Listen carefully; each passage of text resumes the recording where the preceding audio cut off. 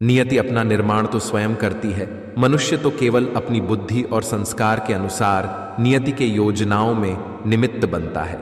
अगर परछाई कद से और बातें औकात से बड़ी होने लगे तो समझ लेना सूरज डूबने वाला है।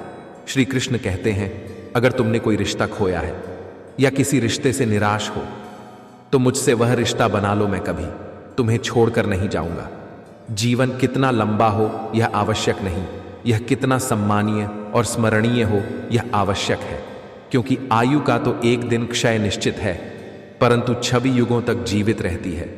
संसार में तुम्हारा अपना कोई नहीं है, सब अपने स्वार्थ के कारण ही तुमसे जुड़े हुए हैं, और जब तक व्यक्ति को इस बात का एहसास नहीं होता है तब तक उसमें परमात्मा के प्रति प्रेम और विश्वास नहीं उत्पन्न होता है। भरोसा सब पर कीजिए, किंतु सावधानी से, क्योंकि कभी कभी खुद के दांत भी जीभ को काट लेते हैं। अनुमान गलत हो सकता है, पर अनुभव कभी गलत नहीं होता, क्योंकि अनुमान हमारे मन की कल्पना है और अनुभव हमारे जीवन की सीख है। समय मनुष्य के बनाए मार्ग पर नहीं चलता, मनुष्य को समय के बनाए मार्ग पर चलना पड़ता है। जो यह बात समझ लेता है वह सुख दुख, आशा निराशा में विचलित नहीं होता। समय मनुष्य के बनाए मार्ग पर नहीं चलता, मनुष्य को समय के बनाए मार्ग पर चलना पड़ता है। जो यह बात समझ लेता है वह सुख दुख, आशा निराशा में विचलित नहीं होता। जीवन में कभी किसी की भलाई व्यर्थ नहीं जाती, वह कब किस रूप में लौट कर आएगी ईश्वर ही जानता है। भगवान श्री कृष्ण कहते हैं, माँ बाप के बाद सिर्फ हिम्मत ही मनुष्य का साथ देती है, जो मनुष्य को कभी हारने नहीं देती। श्री कृष्ण कहते हैं, जिंदगी में एक ही नियम रखो, सीधा बोलो, सच बोलो और मुंह पर बोलो। जो अपने होंगे वह समझ जाएंगे और जो नाम के होंगे वह दूर हो जाएंगे। अभी कलयुग का समय चल रहा है, बेवजह अच्छे मत बनिए। जो जिस भाषा में समझता हो उसे उसी भाषा में समझाओ, वरना वो आप पर हावी हो जाएगा। परिस्थिति का 3 प्रकार से सामना कर सकते हैं। पहला, या तो उसे स्वीकार कर ले, अगर स्वीकार नहीं कर सकते तो उसे बदलने की कोशिश करे, और अगर बदल भी नहीं सकते तो उसे नियति पर छोड़ दे। श्री कृष्ण कहते हैं, दुनिया के सारे खेल खेल लेना, पर भूल कर किसी की भावनाओं के साथ मत खेलना, क्योंकि ये वो गुनाह है जो मैं कभी माफ नहीं करूंगा। झुकना अच्छी बात है, नम्रता की पहचान है, मगर अपना आत्मसम्मान खोकर झुकना पड़े तो खुद को खोने जैसा है। किसी के कहने यदि अच्छा या बुरा होने लगे तो ये संसार या तो स्वर्ग बन जाए या पूरी तरह से नर्क। इसलिए ये ध्यान मत दो कि कौन क्या कहता है, बस वो करो जो अच्छा है और सच्चा है। अगर जीवन में कुछ बड़ा करना चाहते हो तो एक छोटी सी बात जान लो, जीवन में जितनी ज्यादा मुश्किलें होंगी उतनी ही ज्यादा तुम्हारी प्रगति भी होगी। सबसे समझदार और स्थिर बुद्धि वाला व्यक्ति वही है जो सफलता मिलने पर अहंकार में नहीं आता और विफलता में गम में नहीं डूब जाता। समय और स्थिति कभी भी बदल सकती है, अतः कभी किसी का अपमान ना करें और ना ही किसी को तुच्छ समझे। आप शक्तिशाली हो सकते हैं, पर समय आपसे अधिक शक्तिशाली है। माली पौधों में पानी प्रतिदिन देता है, लेकिन फल सिर्फ मौसम में ही आते हैं। इसीलिए जीवन में धैर्य रखें, हर काम अपने समय पर ही होगा। परिवर्तन से डरें नहीं, आप कुछ अच्छा खो सकते हैं, लेकिन आप कुछ बेहतर पा भी सकते हैं। किसी के लिए आवश्यकता से अधिक उपलब्ध रहना उसके दृष्टि में स्वयं के महत्व को खो देने की प्रक्रिया है। कल युग चल रहा है, इसलिए ये विचार दिल से निकाल दीजिए कि बिना मतलब के कोई आपसे रिश्ता रखेगा। अपने पास ऐसा जरूर कुछ बचा कर रखिए कि लोग उसे पाने के लिए आपसे जुड़े रहें। खुद को खाली मत होने देना, क्योंकि लोग खाली चीजों को कचरे के डिब्बे में ढाल देते हैं। कल युग में रिश्ते खेल बन जाएंगे, बिना स्वार्थ के कोई भी रिश्ता नहीं टिकेगा। सुबह एक दूसरे के साथ जीवन भर रिश्ता निभाने की सौगंध खाने वाले भी शाम तक एक दूसरे के खून के प्यासे हो जाएं, तो भी कोई आश्चर्य नहीं होगा। धर्म और ईश्वर मजबूरी में याद आएंगे। कल युग का भगवान सिर्फ पैसा होगा। अभिमान सदैव ही पतन को सुनिश्चित करता है। चाहे जीवन में सफलता के शिखर पर भी रहो, पर प्रयास रखो कि आपकी वाणी और कर्मों के द्वारा किसी के हृदय को गहरा आघात ना पहुंचे। जो भी मनुष्य अपने जीवन में नफरत की भावना, लोभ, मोह, माया, वासना रखते हैं, उनके लिए नरक ही सही जगह होती है। परिवार के साथ धैर्य प्यार कहलाता है, औरों के साथ धैर्य सम्मान कहलाता है। स्वयं के साथ धैर्य आत्मविश्वास कहलाता है और भगवान के साथ धैर्य आस्था कहलाती है।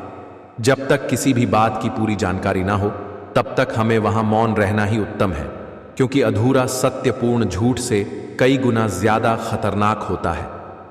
प्रार्थना वह शुद्ध क्षण है जब आपका और ईश्वर का मिलन होता है। वहां छोटी छोटी मांगे बीच में खड़ी न करना। सच बोलने का साहस कीजिए, परिणाम भुगतने की शक्ति परमात्मा देंगे। प्रशंसा चाहे कितनी भी करो, किंतु अपमान बहुत ही सोच समझकर करना चाहिए, क्योंकि अपमान वह आड़ है जो हर कोई अवसर मिलने पर ब्याज सहित जरूर चुकाता है। मुश्किलें केवल बेहतरीन लोगों के हिस्से में आती हैं, क्योंकि वही लोग उसे बेहतरीन तरीके से अंजाम देने की ताकत रखते हैं। यदि आप में गुस्सा और अहंकार है तो आपको शत्रुओं की जरूरत नहीं। अपने आप को नष्ट करने के लिए ये दो गुण ही पर्याप्त है। संसार जरूरत के नियम पर चलता है। सर्दियों में जिस सूरज का इंतजार होता है उसी सूरज का गर्मियों में तिरस्कार भी होता है। अतः आपकी कीमत तब होगी जब आपकी जरूरत होगी। सलाह के 100 शब्दों से ज्यादा अनुभव की एक ठोकर इंसान को बहुत मजबूत बनाती है। आपका व्यक्तित्व नेक है तो भरोसा अपने व्यक्तित्व पर करो। संसार में आप हर किसी के लिए सही नहीं हो सकते। सुदामा ने श्री कृष्ण भगवान से पूछा, प्रभु, मौन और मुस्कान में क्या अंतर है?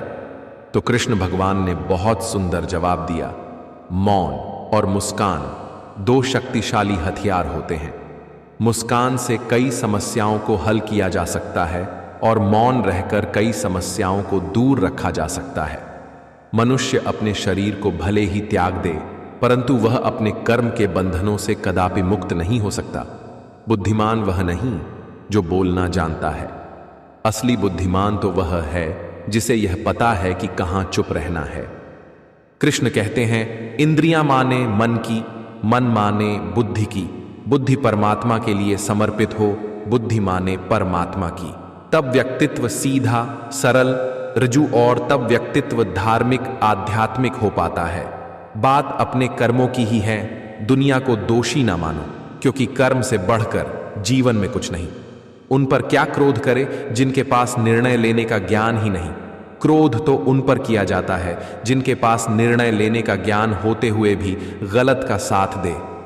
मित्रों, हम सभी को अपने जीवन में गीता जरूर पढ़ना चाहिए, क्योंकि गीता का पाठ करने से मन शांत होता है और जीवन की कई परेशानियां दूर होती हैं।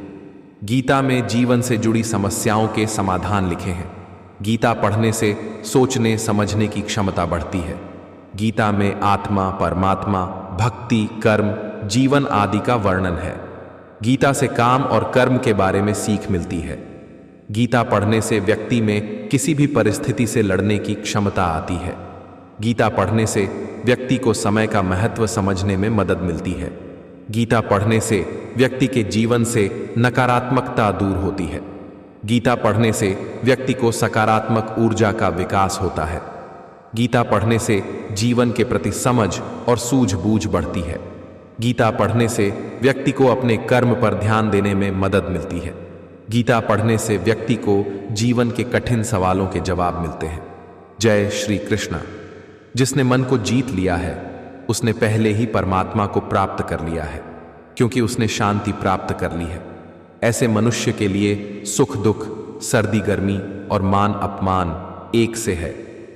सेवा सबकी करो, मगर आशा किसी से मत रखो, क्योंकि सेवा का सही मूल्य ईश्वर ही दे सकता है, इंसान नहीं।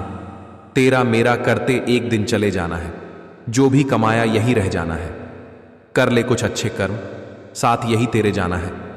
रोने से तो आंसू भी पराये हो जाते हैं, लेकिन मुस्कुराने से पराये भी अपने हो जाते हैं। मुझे वो रिश्ते पसंद है जिनमें मैं नहीं हम हो। इंसानियत दिल में होती है, हैसियत में नहीं। ऊपर वाला कर्म देखता है, वसीयत नहीं।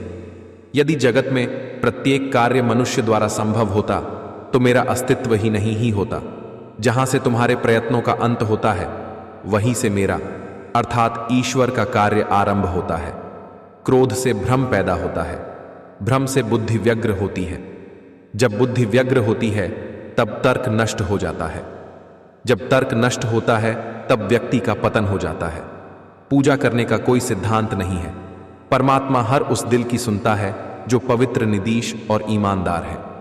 गीता का ज्ञान भुलाकर मानवता सदा ही हारी है, इसलिए संसार में आज भी महाभारत जारी है। ईश्वर की शरण में निस्वार्थ भाव से जाएं, क्योंकि आपको क्या चाहिए उन्हें पता है। अगर आप सही हैं तो कुछ साबित करने की कोशिश मत करो, बस सही बने रहो, गवाही वक्त खुद देगा। बदला लेने के लिए मत सोचो, आराम से बैठो और प्रतीक्षा करो। जिन लोगों ने आपके साथ बुरा किया है, अंत में उनके साथ भी बुरा ही होगा। कुछ पाना है तो स्वयं पर भरोसा कीजिए।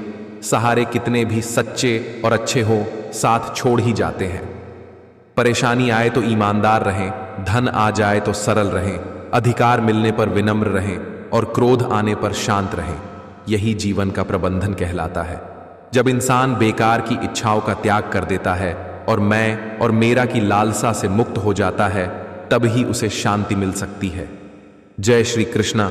जो बदला जा सके उसे बदलिए, जो बदला ना जा सके उसे स्वीकारिए, जो स्वीकारा ना जा सके उससे दूर हो जाइए, लेकिन खुद को खुश रखिए, क्योंकि वह भी एक बड़ी जिम्मेदारी है। क्रोध तब पुण्य बन जाता है जब वह धर्म और मर्यादा के लिए किया जाए, और सहनशीलता तब पाप बन जाती है जब वह धर्म और मर्यादा को बचा ना पाए। अर्जुन श्री कृष्ण जी से बोले, केशव, जब मृत्यु सभी की होनी है तो हम सत्संग, भजन, सेवा, सिमरण क्यों करें? जो इंसान मौज मस्ती करता है, मृत्यु तो उसर्क भी होगी। श्री कृष्ण जी ने अर्जुन से कहा, हे पार्थ, बिल्ली जब चूहे को पकड़ती है तो दांतों से पकड़कर उसे मारकर खा जाती है, लेकिन उन्हीं दांतों से जब अपने बच्चे को पकड़त है तो उसे मारती नहीं, बहुत ही नाजुक तरी से एक जगह से दूसरी जगह पहुंचा देती है। दांत भी वही है, मुंह भी वही है, पर परिणाम अलग अलग। ठीक उसी प्रकार मृत्यु भी सभी की होगी, पर एक प्रभु के धाम में और दूसरा 84 के चक्कर में।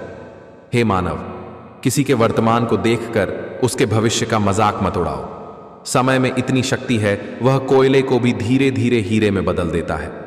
मित्रों, भगवत गीता की कुछ ऐसी जानकारी जो हम सबको जानना चाहिए।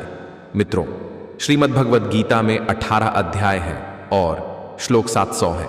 श्रीमद् भगवत गीता महाभारत के भीष्म पर्व का हिस्सा है। यह हिंदू धर्म का एक पवित्र ग्रंथ है। इसमें आत्मा, परमात्मा, भक्ति, कर्म, जीवन आदि का विस्तृत वर्णन किया गया है। भगवान श्री कृष्ण ने कुरुक्षेत्र के युद्ध से पहले अर्जुन को दी गई शिक्षाओं को गीता के नाम से जाना जाता है। मित्रों, भागवत गीता के कुछ और खास बातें।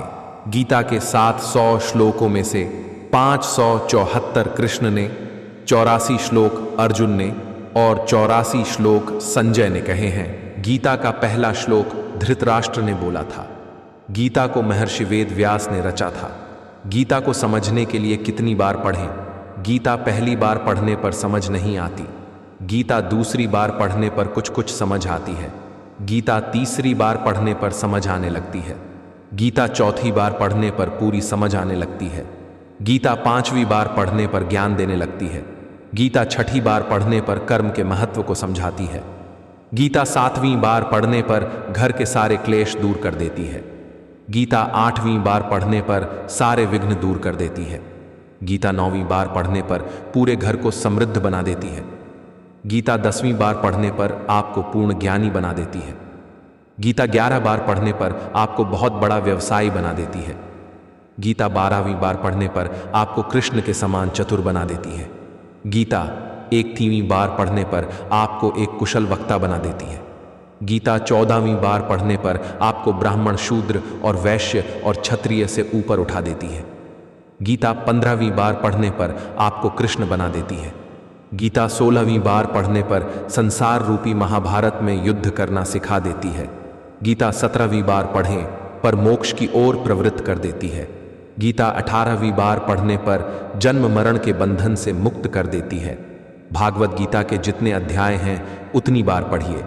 जय श्री कृष्ण।